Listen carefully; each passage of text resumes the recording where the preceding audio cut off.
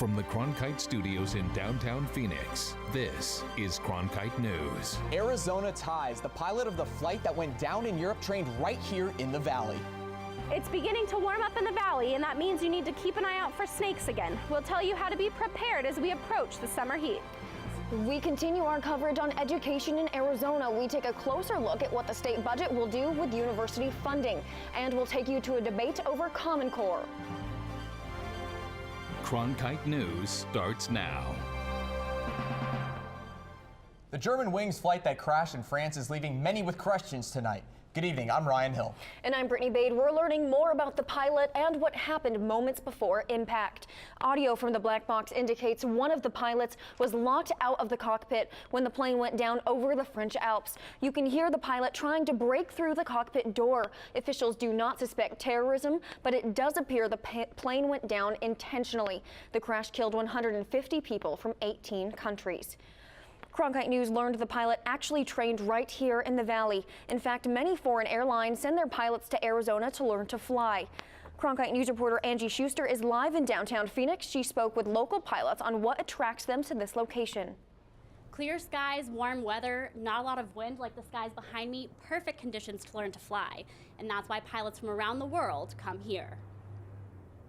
Not only do we have the sun, we have large spans of area that have plenty of space for an airplane and aviation to exercise and learn a lot.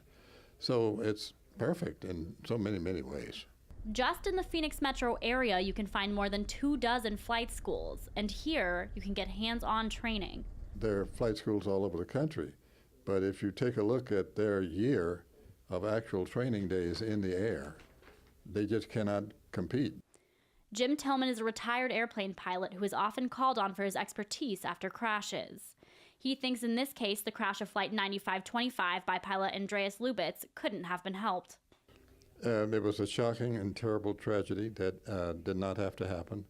From what we know so far, it was a deliberate act by a person who was off the rails. A shocking situation, and one that I hope we find the smarts to figure out how to prevent in the future. We're not in the business to make psychological evaluations. If a person shows that they are a U.S. citizen, and they demonstrate that with either a birth certificate, an original of their birth certificate, or an original of their passport, they can start taking flying lessons with us. If they're not from this country, they must get approved by TSA. But all the training in the world cannot prevent all crashes. I can say that I do believe that they need to make a change in this business of mandatory movement of a second person to come into the cockpit when the captain's out. Also, I think that there are some protocols and some engineering things that might want to look at now to prevent this kind of thing from happening again. Already changes are being made. Here in the U.S., it's already policy to have at least 2 crew members in the cockpit at all times. Now other countries are adopting that policy as well. Several notorious pilots were trained here in Arizona. You may remember 2 of the 9/11 hijackers learned to fly in Scottsdale. Live in downtown Phoenix, Angie Schuster, Cronkite News. Germanwings admits it puts its pilots through physical testing on an annual basis, but the psychological testing only happens during the hiring process. Cronkite News spoke to an aviation expert from Embry-Riddle Aeronautical School in Prescott, who says testing can only go so far. Even the best designed psychological tests, even if we administered them annually, wouldn't tell you who's going to do an action like this. In the U.S., the FAA requires Class 1 pilots to pass a physical every 6 months. The doctor has to fill out a medical certificate that goes to a flight surgeon. They're trained to spot anything unusual that could point to a psychological issue and then make a referral.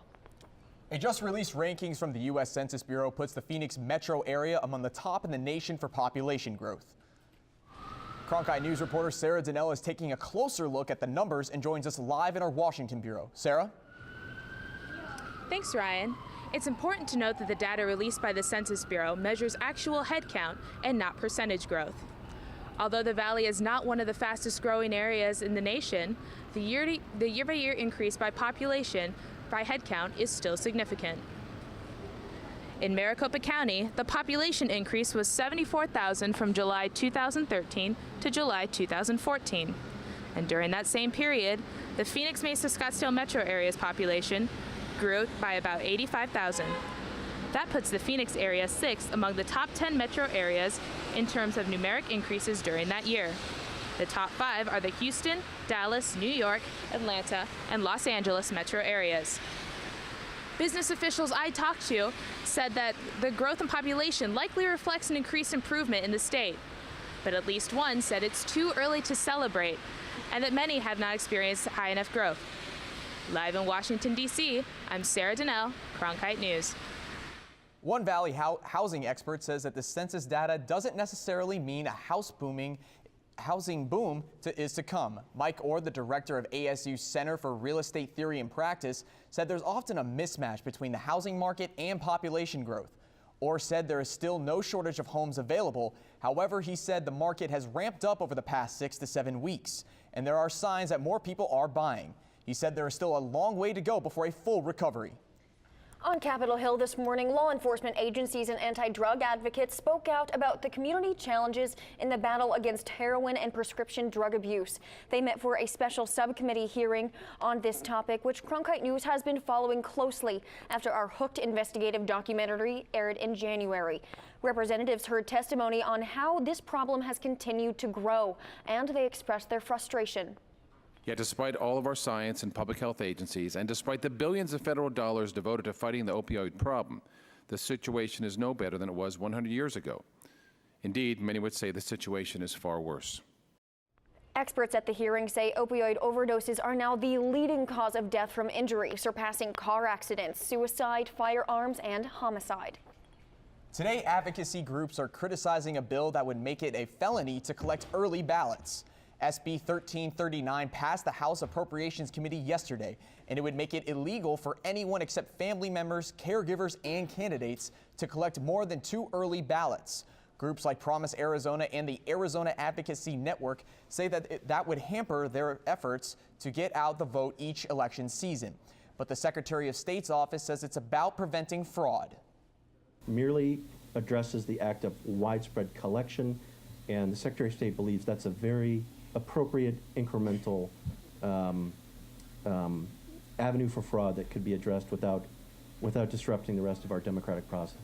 I don't consider myself a felon. I hope not, and I don't think our young people are felons either, so when a lawmaker is deciding to put that, that sticker of felon on our young people, it's unacceptable. The bill now moves from the House floor and will go to the Senate if it passes.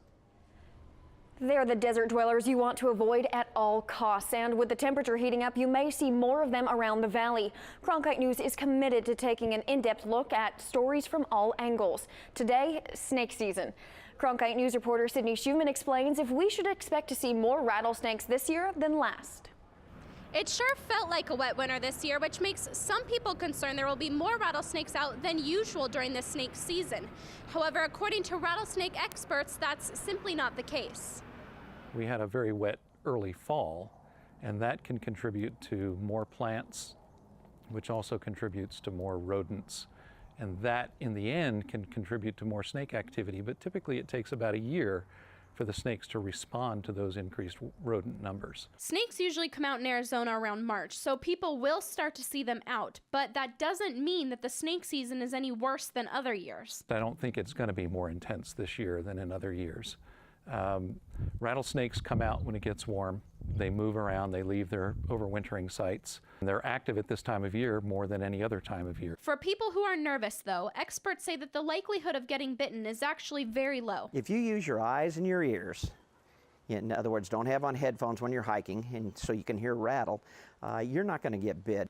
These are western diamondback rattlesnakes, and they're the most common type that we have here in the greater Phoenix area. If you see one, leave them alone. About 95% of bites are caused by human error. If you're not a threat to it, the snake is going to leave you alone. It's not going to come out and attack you. In the biological world, we refer to rattlesnake bites as either legitimate bites or illegitimate bites. And illegitimate bites are the ones that occur when people are messing with rattlesnakes when they shouldn't be. Legitimate bites are those accidental bites that occur when someone's hiking or climbing or something like that. And those are quite rare. There are some things you can do to make your yard less attractive to snakes. Hughes says not to leave things outside like dog food or a messy wood pile next to your pool. People are unknowingly inviting them in. They offer food, water, or shelter to the snakes. If you see a rattlesnake, it is best to leave it alone. If it's on your property, there are services you can call to have it removed and relocated for you. Live in downtown Phoenix, Sydney Schumann, Cronkite News. So how do you protect yourself? There are kits online and over-the-counter remedies that claim to help snakebite emergencies. Cronkite News reporter Angela Meehan talked to the experts about whether the kits are actually worth it. Avid hiker Rayanne Della Torre is aware of the snakes she may see. Usually I encounter snakes at Thunderbird Mountain. And she knows what to do.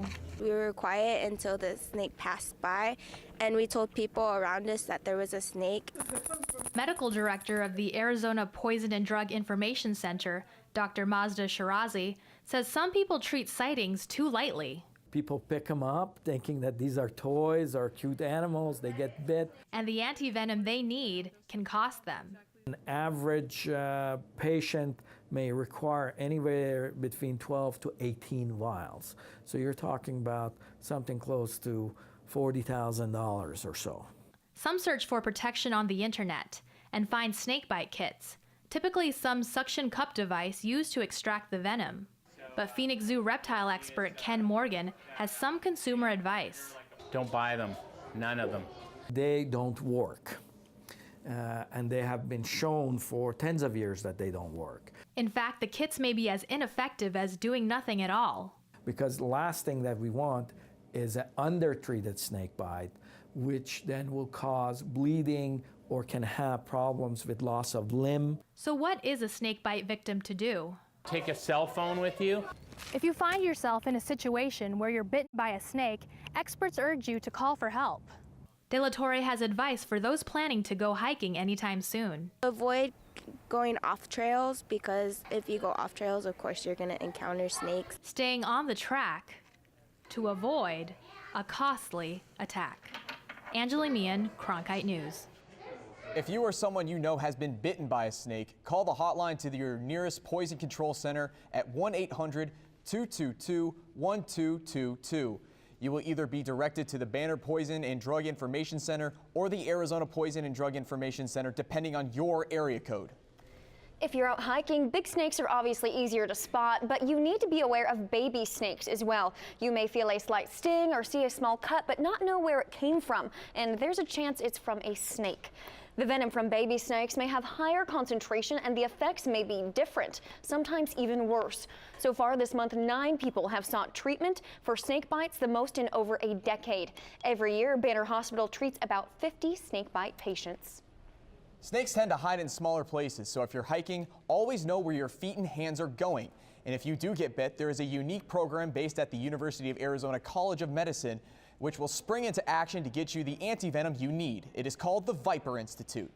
It is a network of health professionals and scientists who work to distribute bite medications in emergencies. At the same time, the Institute studies the effect of venom on people and animals that are bitten by not only snakes, but also spiders or stung by scorpions. Through a special registry, scientists are figuring out how venom interacts with cells and chemicals in our bodies and can use the venom as a starting point for new developing drugs. You can test your knowledge on snakes and how to handle potentially venomous creatures. Our digital team put together a quiz you can take. Just head to the CronkiteNewsOnline.com homepage. This is just one of the examples of questions. Can you tell which of these snakes is venomous? Other questions ask you what you would do if you found a snake in your house. We continue our coverage on Arizona's education budget. Next, we break down the numbers as the state works toward a balanced budget. And opposing views met today over the Common Core debate that is still going strong. You're watching Cronkite News, now airing on 8 HD. This winter, we'll take you to the heart of Downton. You have to take control of your feelings before they take control of you. Thomas. We'll place you at the scene of the crime. Trouble seeks you out, doesn't it? Yes. and will fly you to the ends of the earth. Are you seeing this? Support the one place that can take you any place. Hi, I'm Beth McDonald, host of 8's brand new show, Arizona Collectibles. Filming for season 2 is right around the corner. For your chance to be a guest on the show, visit us online at azpbs.org/collectibles. That's wonderful. Okay. Make sure to sign up early because spots fill up fast. I look forward to meeting you and seeing your treasures. Until then, thanks for watching. Thursday nights at 7:30 on 8 HD. News doesn't stop on Friday at 7:30 at night. PBS NewsHour Weekend is kind of a natural next step. The NewsHour's been committed to being available on air or online, and now weekdays or weekends. There's no shortage of news that's out there, but why do people come to us? To give them some context and analysis that they can't find somewhere else. PBS NewsHour Weekend, only on PBS. Check local listings. The state of Arizona is in a $1.5 billion deficit, but lawmakers' solutions within the state budget are leaving some very unhappy. Cronkite News reporter Lauren Klenda looked into what exactly was decided. Members of the legislature approved a historically small $9.1 billion spending budget for Arizona, cutting costs with the intention of putting the state on a 3-year path to financial security without raising taxes. The idea is not to spend more than the state has, but the result of this lean budget could do more long-term harm than immediate good. The economy in general is in a good place, but we're seeing a great transition. State spending is being cut in multiple areas. One is standing out to economic experts in particular, higher education. Some states are well endowed with college-educated people in the workforce and may not need to invest as much in their universities. That's not true of Arizona. $99 million in state funding will be taken from Arizona's 3 public universities, a 13% decrease in state support, leaving the universities to cover the deficits. It could, in fact, cause a bit of flight. People who are here may move other places or may look to finish their education other places where they know that the opportunities are going to exist. Governor Doug Ducey stands by the decision, saying, "We have a budget that reflects the values of Arizonans, and we're making the difficult decisions that are necessary so that we can live within our means." While the state budget will take effect, some say not investing in higher education could have a lasting impact on the job market and economy here in Arizona. Facts are very clear. The higher the labor force share of college graduates, the more prosperous an economy is. Governor Ducey says the higher education budget reduction will make larger cutbacks unnecessary in the future. But as it stands now, Arizona State University alone is looking at around a $50 million cut. Live in the broadcast center, Lauren Klenda, Cronkite News. It's pitted teachers, parents, and members of the state legislature against each other. I'm talking about Common Core, which has been the subject of an intense debate for the past several months now. Today, I headed out to a debate in the West Valley to find out exactly what about the standards are causing such a divide. Common Core is an unprecedented federal government intrusion into K-12 education in our state and across the country. They're simply just a set of statements about what we aspire our students to learn and be able to do in each grade level in English, language arts, and math. The Common Core debate may be less about the actual standards. The bottom line is, yes, we do need rigorous standards, educational standards. And I can tell you that my 3rd grader is doing work that my 5th grader is really doing it as well now. And more about how the learning goals were developed. Those standards need to be developed by Arizonans for our own kids. This is seen beyond today's debate. Cronkite News' PIN Bureau gathered conflicting opinions from parents and teachers across the state. Parent Heather Floyd believes Common Core is really scary because it allows the government to decide what is taught in schools nationwide. On the other hand, school teacher Ashley Morris says the standards are rigorous and are helping students better understand concepts instead of just memorizing them. Teacher Wendy Unruh believes the problem is a lack of understanding that leads to negative opinions about the learning goals. Parents and teachers' beliefs may be holding firm, but Arizona Governor Governor Doug Ducey called for a review of Common Core earlier this week. But at the end of the day, we do want to focus on, are our kids learning? Are we getting better results inside the classroom? The fate of Common Core in Arizona is currently being debated on the Senate floor. If state senators pass House Bill 2190, that would kill Common Core today. Then it is headed to the governor's desk.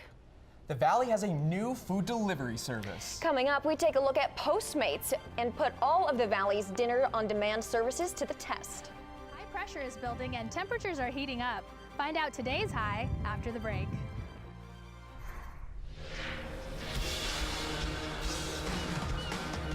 The more you know about history, the more you know about yourself. Let's turn the page. I believe that this nation should commit itself. One small step for man, one giant leap for mankind. You can almost divide American history before Robinson and after Robinson. Seeing is believing. We broke records. We broke barriers. This is incredible. Suddenly the big picture makes more sense. We have unprecedented access. Now I can see my ancestors. Now I'm looking into their world. Now I can see where they walked.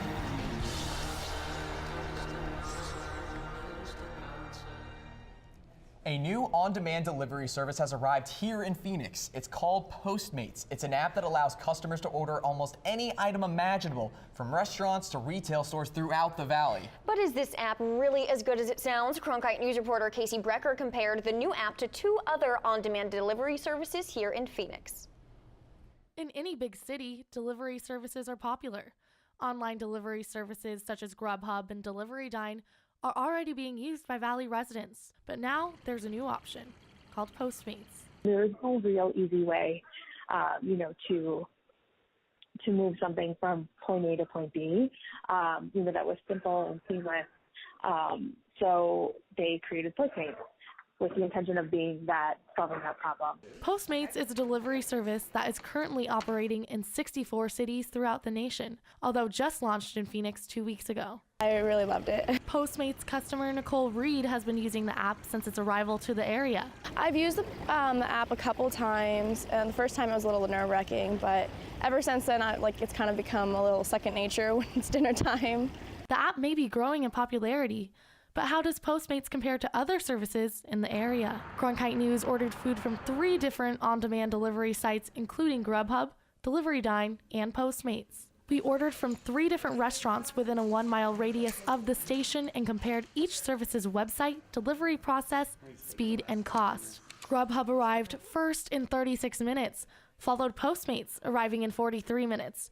Delivery Dine was the last to arrive in 58 minutes. We determined that Grubhub had the quickest delivery, although Postmates had smaller delivery fees and had more options to choose from than its 2 competitors. We're excited to be there, and that we're looking forward to building relationships with not only the community, but also all of the great restaurants there. Time will tell which delivery service will come out on top with customers.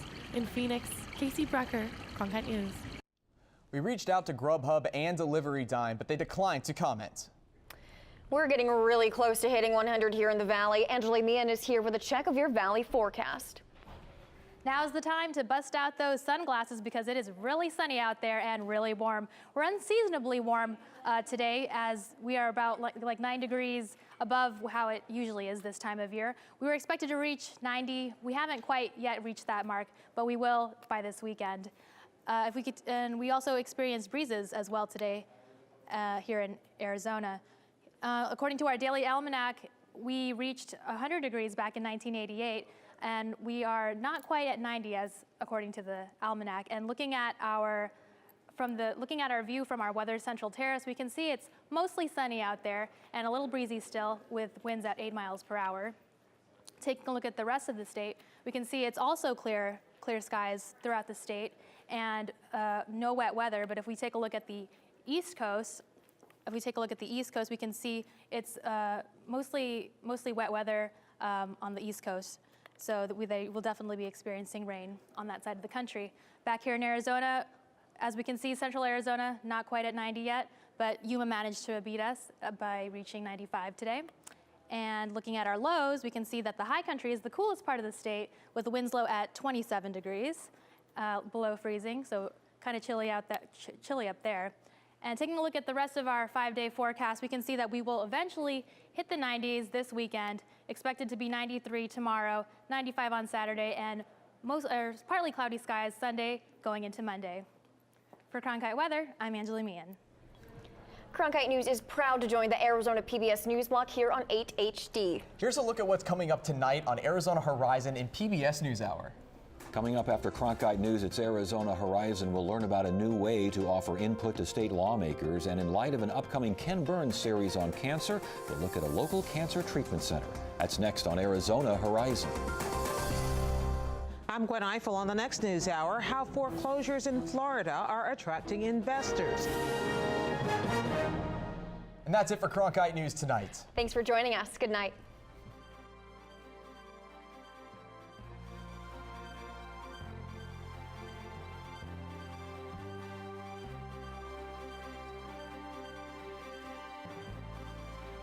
Find top Arizona stories anytime at CronkiteNewsOnline.com.